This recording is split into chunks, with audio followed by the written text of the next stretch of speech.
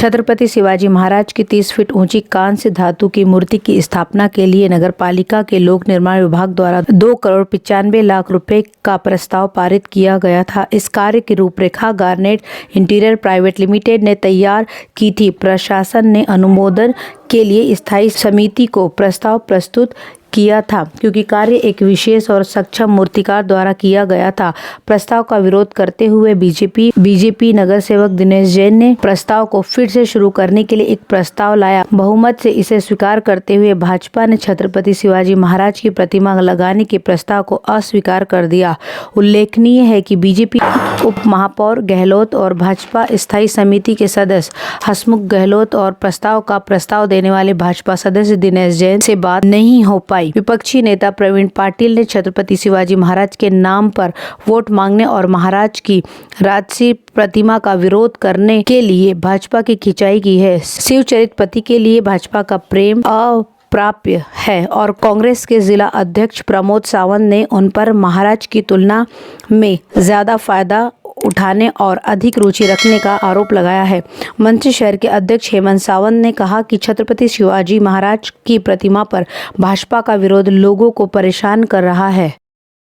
अगस्त 2017 में Bhayandar east ward 10 में हुए नगरपालिका चुनाव में शिवसेना के तारागृहत हरीशचंद्र अमगावकर, स्नेहा पांडे और जयंती पाटिल को 4 नगर सेवकों के रूप में चुना गया था। लेकिन अमगावकर, जो कोरोना अवधि के दौरान वार्ड के नागरिकों की मदद करने में सक्रिय थे, वे कोरोना के साथ 13 दिनों की लड़ाई के बाद 9 जून को उन्होंने इस दुनिया को अलविदा कह दिया और उसी के दूसरे दिन यानी कि 10 जून को उनकी मां की भी कोरोना से मृत्यु हो गई थी। अमगावकर की मृत्यु के बाद नीलम धवन को शिवसेना समूह के नेता के रूप में नियुक्त किया गया था। तो वार्ड में एक जगह को भरने के लिए भाजपा ने चुनाव लड़ने की तैयारी शुरू कर दी है। स्वर्गीय अमगावकर की पत्नी पूजा भी मैदान में है।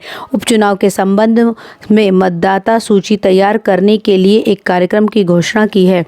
नगर पालिका ने 20,709 मतदाताओं की मतदाता सूची तैयार की है। इसे 16 फरवरी को प्रकाशित किया है। मतदाताओं में महिलाओं में 11,653 और पुरुष मतदाता 9,055 है। एक अन्य मतदाता है। यह सूची नगरपालिका की वेबसाइट पर उपलब्ध कराई गई है। मतदाता सूची में मतदाता जानकारी से संबंधित आपत्तियां 23 फरवरी तक ली जा सकती है। अंतिम मतदाता सूची 3 मार्च को जारी की जाएगी। मतदान केंद्रों की जानकारी 8 मार्च को जारी की जाएगी। अंतिम मतदाता सूची 12 मार्च को प्रकाशित की जाएगी। महाराष्ट्र राज्य सड़क विकास पालिका ने घोड़बंदर रोड के रखरखाव और मरम्मत के लिए 24 दिसंबर 2005 को IRB को एक टोल संग्रह अनुबंध से सम्मानित किया था।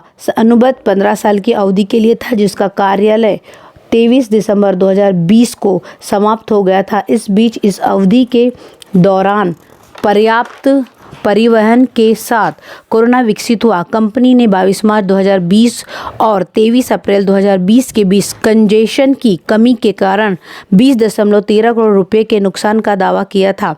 कंपनी ने नुकसान के लिए इसे स्वीकार करते हुए पालिका ने 4 अप्रैल 2021 तक एक्सटेंशन दिया था। इस बीच एक्सटेंशन के बाद MNS ने बोर्ड को लिखा था कि टोल संग्रह के लिए IRB कंपनी को एक्सटेंशन दिए बिना टोल नाका को बंद किया जाए। उसके बाद MNS के प्रवक्ता और टोल शोधकर्ता संजय सिरोडकर ने मुंबई पुणे एक्सप्रेस वे पर टोल प्लाजा का पर्दाफाश किया। इसके अलावा उन ड्राइवरों से दोहरे टोल वसूलने के भ्रष्टाचार को उजागर भी किया। टोल नाका के बंद होने से लगभग 40 IRB और संविदा कर्मचारी अपनी नौकरी खो देंगे, जिस पर MNS ने उन्हें कहीं और समायोजित करने के लिए कंपनी को पत्र लिखा है।